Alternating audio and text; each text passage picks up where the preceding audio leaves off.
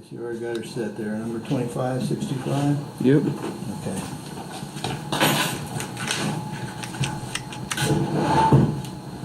Mom, what did you want to tell me just now, baby? Go ahead and turn it up.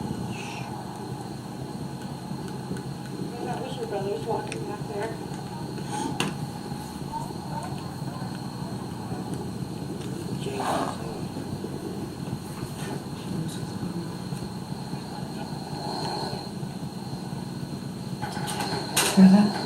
James was Andy. They hung Andy.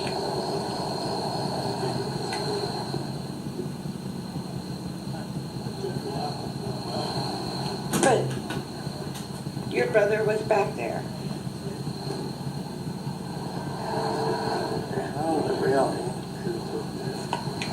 So, see, I'm confused.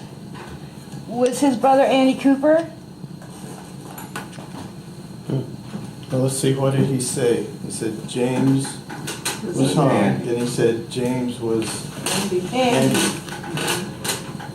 He said the real Andy Cooper was hung. And see, and I don't hear him. I'm hearing Sam, and Sam's telling me, you know, about what went on over there. And he's like, Mark's telling the truth about the house was nothing like that. But where he came out, and then he stopped and he said,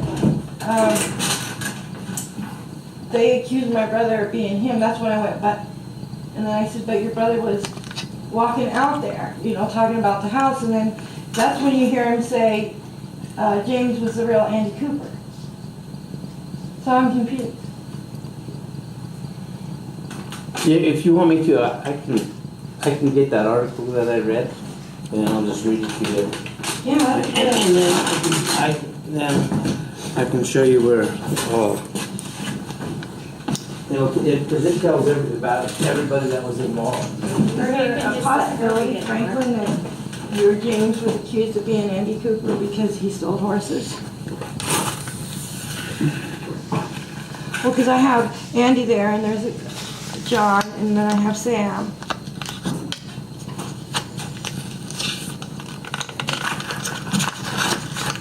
I'm telling you, it's not Perry Sam.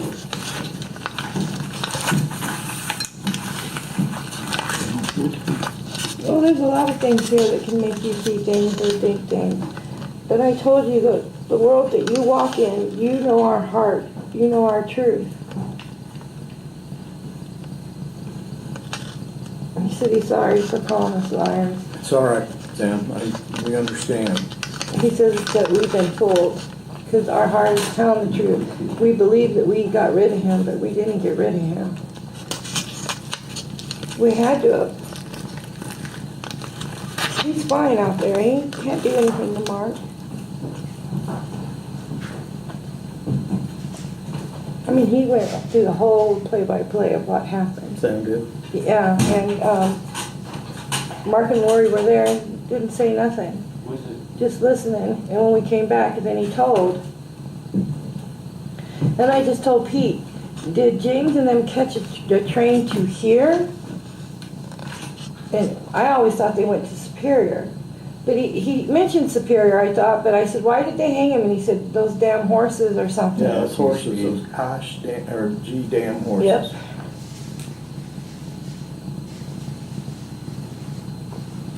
Well, he also said their last name was St. John's. Or maybe he was talking about St. John's. Yeah, they went to St. John. Franklin and St. John's, or I don't remember. He said James is Franklin. Frank St. John's. We asked him Okay, the last you name. can see Andy over there. Is that James? Says, I don't know that man. Is it a possibility that your James was accused of being Andy Cooper, a horse thief? He's like, my James was Andy Cooper. But Andy Cooper was shot.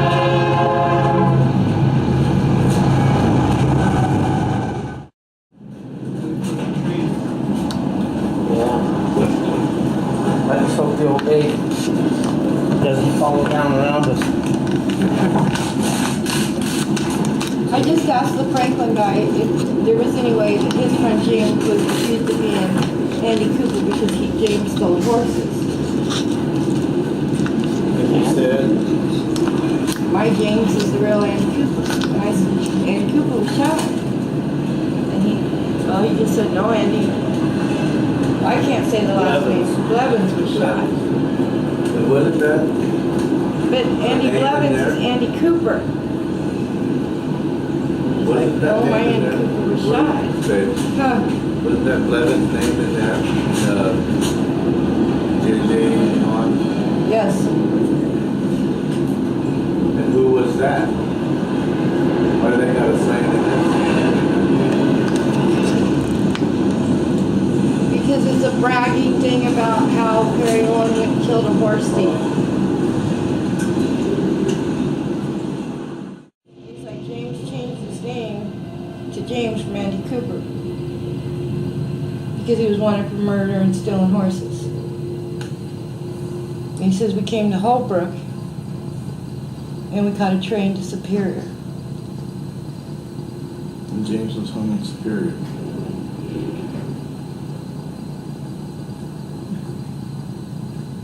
What? How long did you know him as Andy Cooper?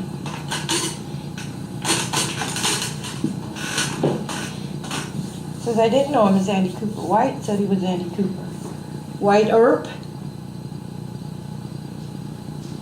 I don't think he was in Superior. Yeah, he was. He stayed at the Magma. Well, here, I'm glad you said that. Because let me start right here. It says,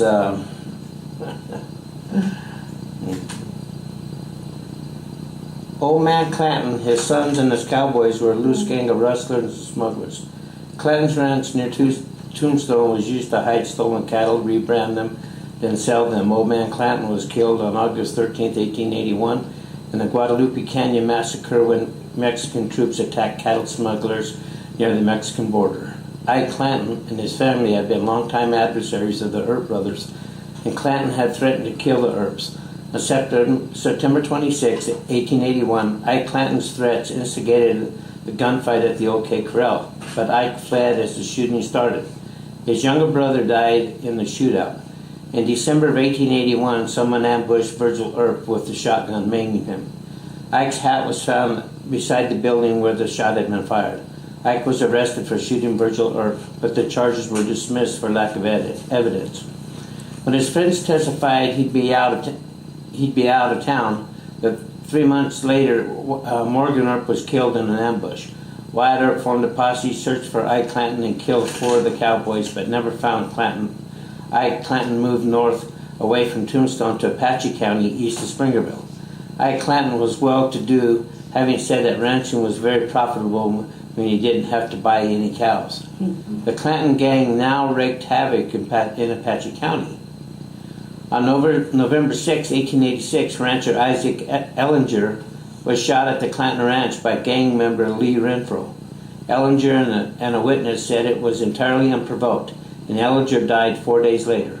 On Christmas Day, 1886, another Clanton gang member, Billy Evans, wanted to see if a bullet would go through a Mormon, and kill Jim Hale, who had identified cattle stolen by the Clantons in cold blood. When Owens became sheriff at the first of the year, he hired ex-Texan lawman Jeff Milton to arrest the Clantons, but Milton later backed out. In May of 1886, the Apache County grand jury again indicted Ike Clanton and other gang members. Sheriff Owens had deputies Rawhide, Jake Brighton, and Albert Miller go to arrest Ike Clanton and his associates. Bratton was also a Springerville constable and a range detective, or a Secret Service officer hired by the Cattlemen's Association. Clayton was not at his ranch, but the deputies ran into Ike Clanton on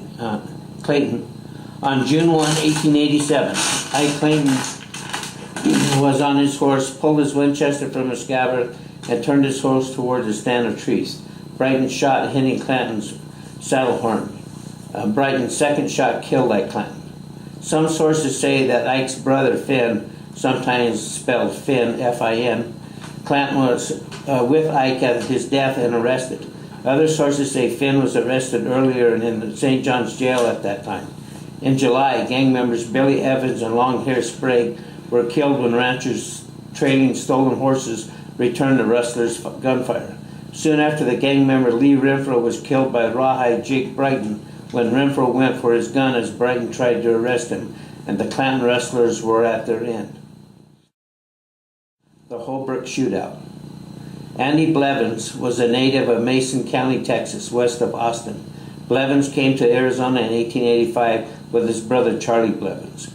In order to escape arrest for crimes he had perpetually committed in Texas, including murder, Andy Blevins changed his name to Cooper to avoid arrest. The Blevins brothers were eventually joined by younger brothers, their mother, and relations. The remainder of the Blevins clan, Andy Blevins was known to have killed 3 Navajo men and suspected of rustling a herd of horses from the Navajo reservation. There were rumors he had killed 2 lawmen who were tracking him. Cooper's half-brothers from the Blevins family included John Black and William Hampton were also suspected of cattle rustling. During this period, a range war had erupted in neighboring Yavapai County between the Graham and Tewksbury families, which would become known as the Pleasant Valley War. Cooper and the other Blevins brother became allies of the Graham family, who were known as cattlemen. They were feuding with the Tewksbury family, who had herds of sheep by 1885, but had originally also been cattle ranchers. The Tewksbury family was part Indian, and historians have thought that racial prejudice was also part of the feuding. Though the feud occasionally spilled over into the county, Owens seemed to have remained neutral. Old Man Blevins disappeared in June of 1887 and was thought to have been killed by the Tewksbury faction. The Blevins brothers searched for their father, and in one of the foyers, Hamp Blevins and another were killed by the Tewksbury side. On September 2nd, 1887, Andy Blevins and others ambushed and killed John Tewksbury and Bill Jacobs in revenge. Blevins returned to Holbrook and was heard bragging about the killings. Sheriff Owens had inherited an old warrant for Andy Cooper, Blevins' arrest, but had never gone after Blevins. Some said it was because Owens and Blevins were friends, having been cowboys together. Others said Owens was afraid of Blevins, who was known as a fine shot and a cold killer. The warrant was for the theft of some 25 horses from a Mormon who had tracked his horses to the Blevins Canyon Creek Ranch and identified Andy, and a county official had likeness seen Andy driving the horses. On Sunday, September 4th, 1887, Sheriff Owens heard Andy was in Holbrook and rode to the Blevins cottage in Holbrook to serve the outstanding warrant for rustling on Andy Blevins Cooper. 12 people were inside the house that afternoon when Owens reached it, including Cooper, the eldest Blevins brother, the younger brothers John and Sam Houston Blevins, the brother's mother, Mrs. Blevins, John Blevins' wife, Eva, their infant son, a family friend, Miss Amanda Gladden, house guest Mose Roberts, and several children. Cradling his Winchester rifle in his arm, Sheriff Owens knocked on the door, and when Andy Blevins answered with a pistol in his hand, the lawman told him to come out of the house, stating that he had a warrant for his arrest. Blevins refused to comply and tried to close the door. Owens dropped the rifle to his hip and shot Blevins through the door, hitting him in the stomach. Andy's half-brother, John Blevins, pulled a pistol out of the door to Owens' right and fired a shot at the sheriff. He missed and killed Andy's saddle horse, which was tied to a tree. Owens turned towards his assailant and fired, wounding John Blevins in the arm and putting him out of the fight. Owens backed away into the yard so he could see 3 sides of the house. Seeing Andy Blevins moving inside, Owens fired a 3rd time through the front wall of the cottage, striking Andy in the right hip. Mose Roberts, boarding with the family, jumped out of the side window. Roberts saw the sheriff and immediately turned to run. Owens shot him, the bullet passing through his back and out his chest. Roberts stumbled around the back of the house and fell at the back door. Arizona sketchbook author Frank Brophy and others have alleged that Roberts was unarmed and that he had jumped from the window to avoid Owens' 3rd shot, which entered the house. But the coroner's jury report indicated that a blood-covered pistol was found near the back door of the cottage where Roberts had re-entered the home after being shot, and the doctor who treated Roberts testified that the pistol was there when he attended Roberts. After shooting Roberts, 15-year-old Samuel Blevins ran out of the front door, gripping his brother Andy's Colt's revolver, which he had taken from the mortally wounded outlaw. The younger brother yelled, "I'll get him." His mother tried to hold him back, but Sam broke loose. As the youth came towards him, Owen shot and killed him. Sam fell backward, dying in his mother's arms. The whole incident took less than 1 minute, and the shootout made Owens a legend. Okay, so I'm still confused. Franklin, I think you're confused because they didn't hang Andy Cooper. I think because you guys were in on us with the Clantons or the Clantons or whatever, and that maybe James was confused to being Andy.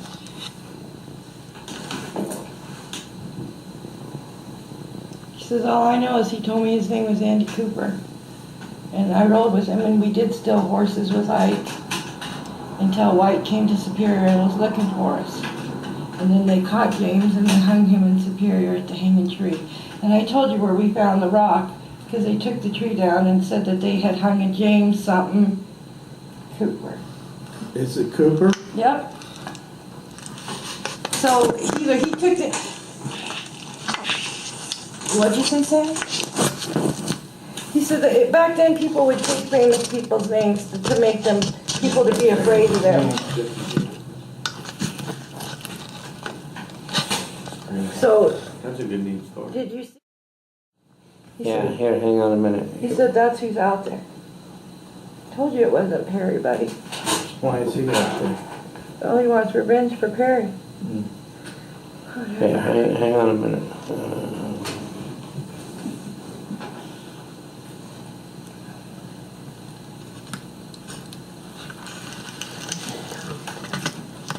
That was Sam we're talking. Yeah, here, hang on a minute. He said that's who's out there. Told you it wasn't Perry, buddy. Why is he out there? Oh, he wants revenge for Perry. Yeah, hang on a minute.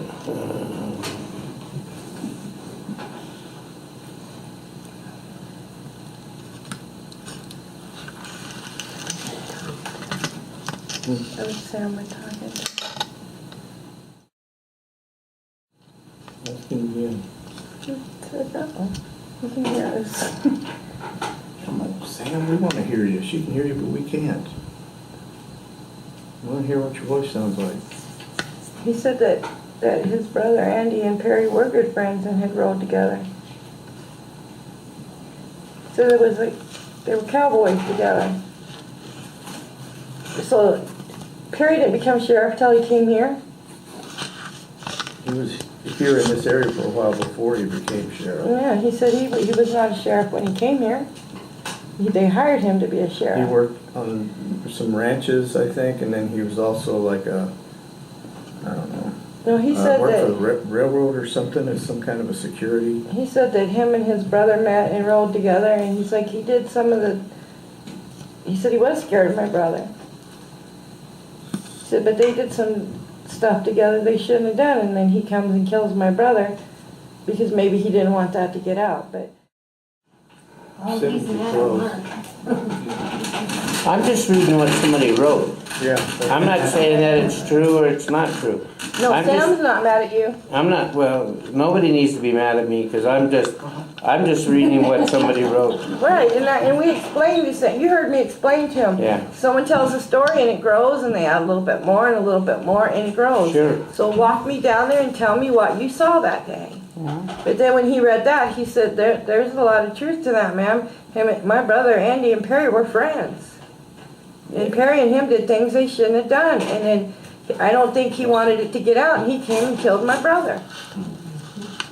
But he's like, I didn't take my brother's pistol, I took my Paul's long arm, which I'm assuming that's a rifle. Yep.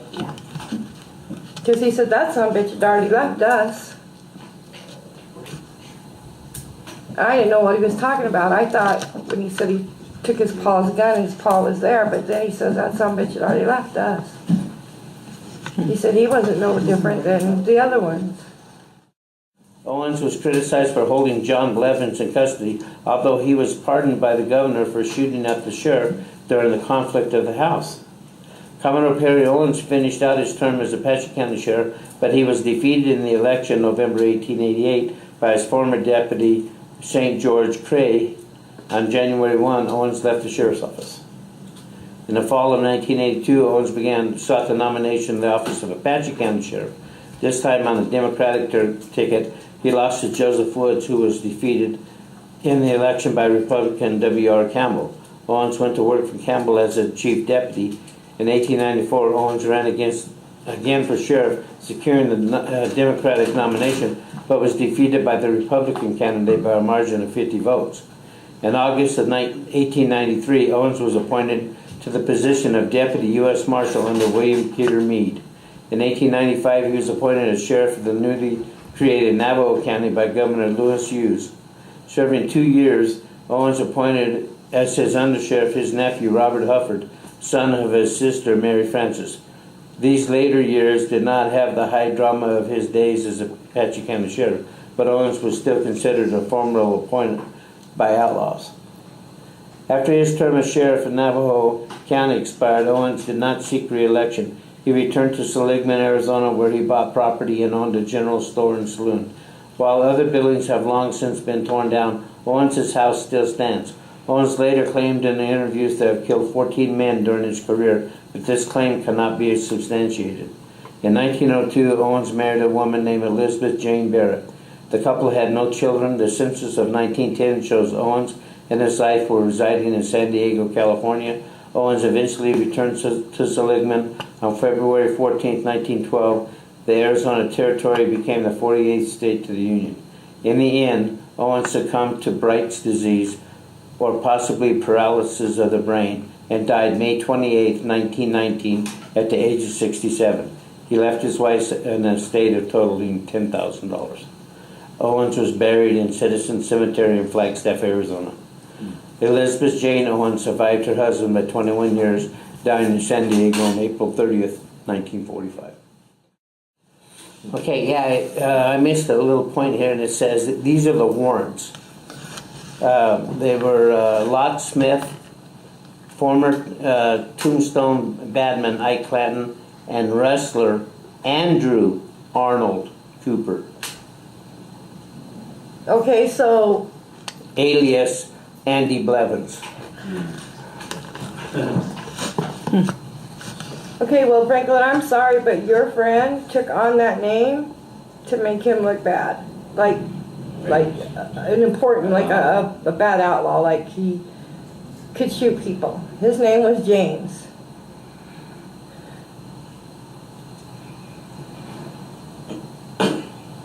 He says, all we did was steal horses, man. He said we only shot one person, and that was an accident. Where'd you shoot him at, in Superior? Didn't James sleep with the sheriff's wife? And that's how they caught him? He hired ex-Texan lawman Jeff Milton to arrest the Clantons, but Milton later backed out. That was him. That's who's out there. That's who's out there. Sam, did your brother Andy really have a gun in his hand when? No, sir. He said that quick. Did you shoot him right through the door? He said that he yelled, he was on his horse and he yelled for him to come out. And Yeah, my it says brother it came shot out and this- said he ain't here. And that Andy came around to the side and Perry killed him. And that the other brother got a gun and he shot him in the shoulder. And then he went to get his Paul's long arm and he shot him and he shot his mother. He says, I remember shooting my mom right after he shot me because I think my mom went to grab the gun, but I died. And my mom didn't. See, I don't remember his mom, anything saying his mom got shot, but down there he said, shot my mom. The direction you came from, Sam, could you see?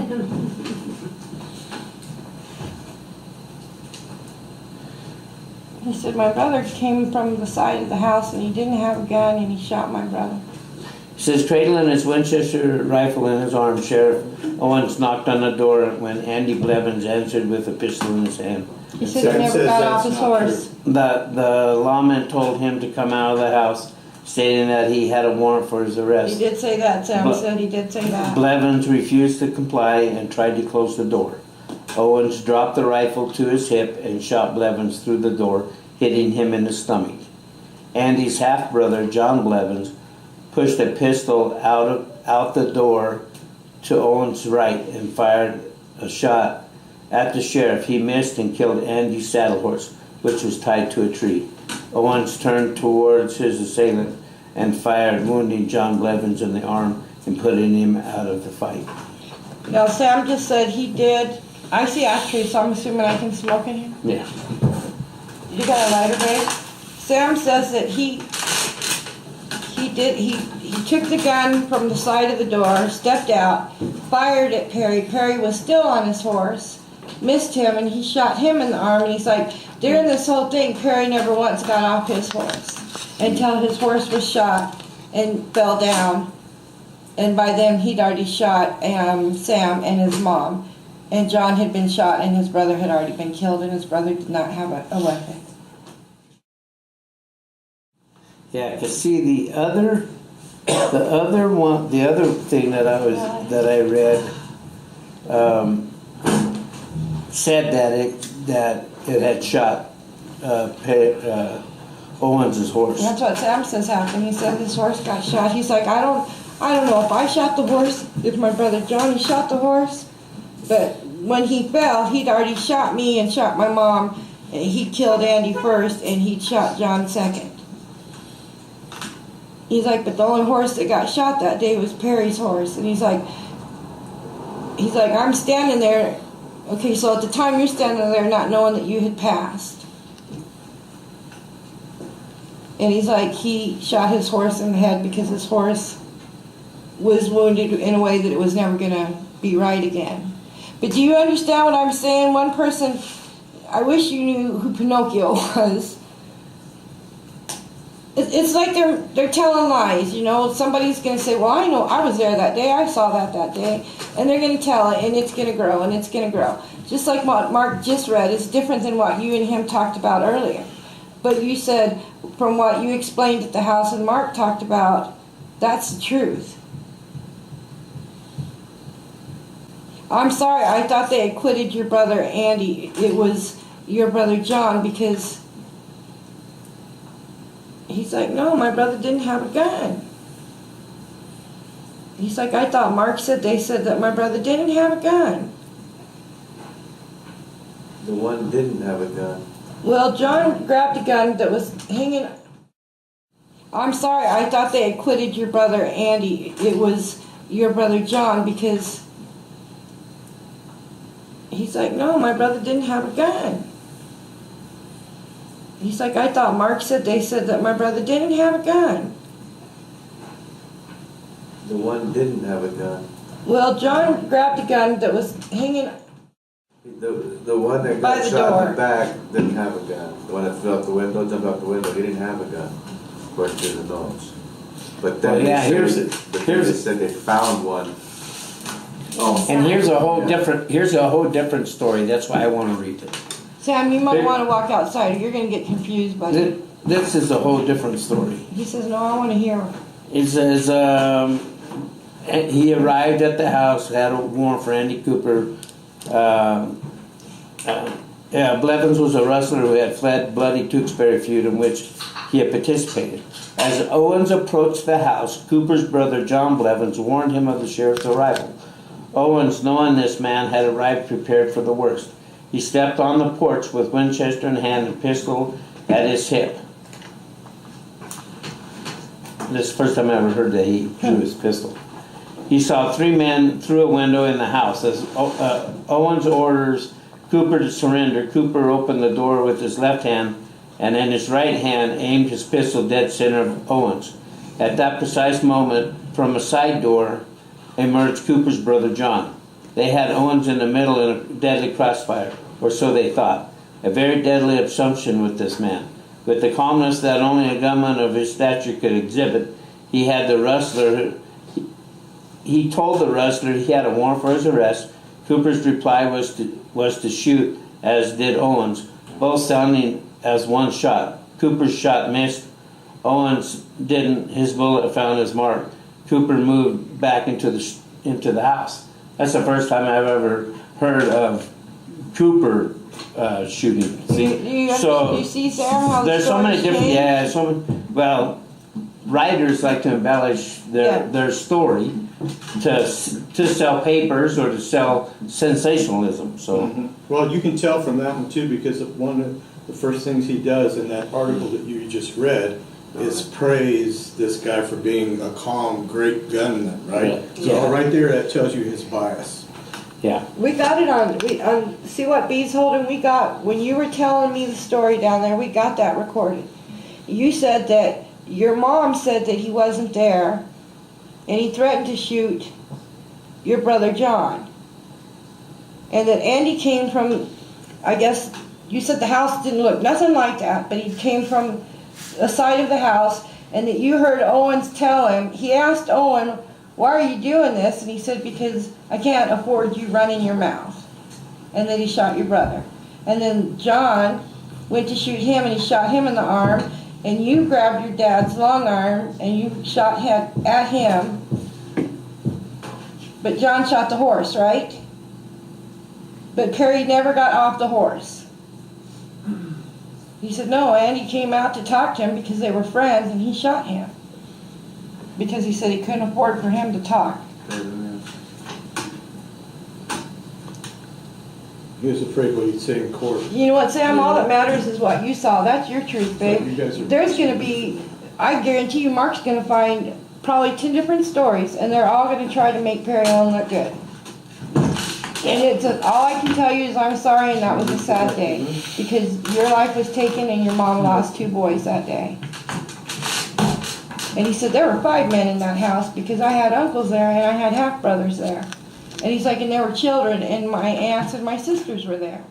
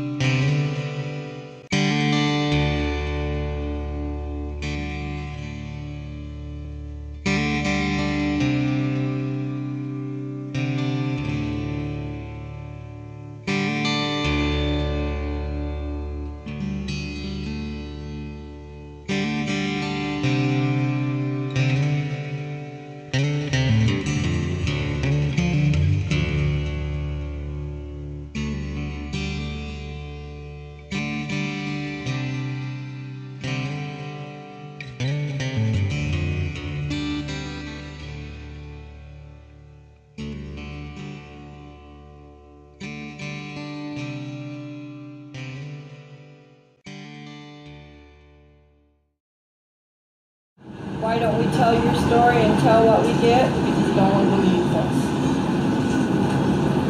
Mark does. There's people that does, but who are we gonna tell, babe?